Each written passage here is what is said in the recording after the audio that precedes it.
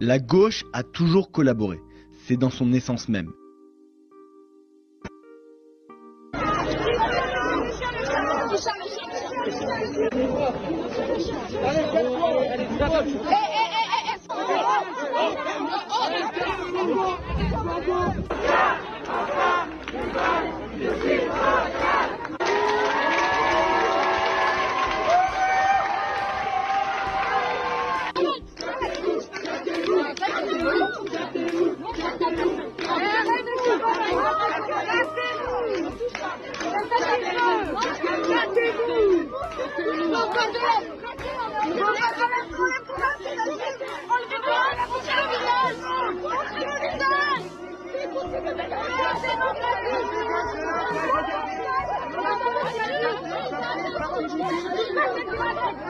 On est en démocratie.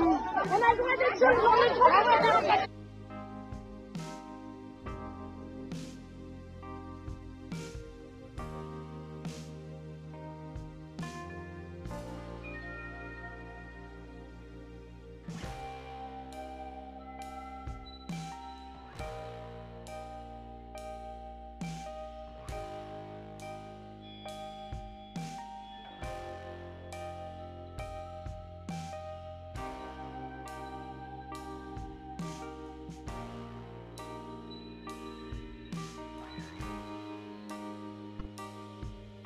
La gauche a toujours collaboré, c'est dans son essence même. C'est pour ces mots que j'ai écrit que le journal Marianne nous attaque. Encore, c'est le 5e ou 6e article contre nous en moins de 6 mois. Par la plume d'Adrien Matou, le média de Kretinsky, c'est son nom, s'en prend cette fois à mon édito dans notre dernier numéro, LFI, le parti de l'étranger, intitulé Salir, mentir, trahir.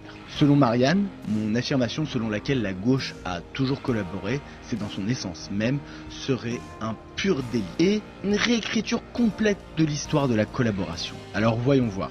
Pierre Laval, figure centrale du régime de Vichy, fut membre de la SFIO. Devenu chef du gouvernement, Laval fut l'architecte de la collaboration avec l'Allemagne nazie. Laval organisa la déportation de 75 000 juifs, dont 13 000 lors de la rafle du Veldiv, et mit en place le service de travail obligatoire STO qui envoya des milliers de jeunes Français travailler chez les Boches. Marcel Déat, cadre de la SFIO, fonda en 1941 le Rassemblement National Populaire, un parti collaborationniste pro-nazi. Déat participa à la propagande antisémite et à la répression des résistants.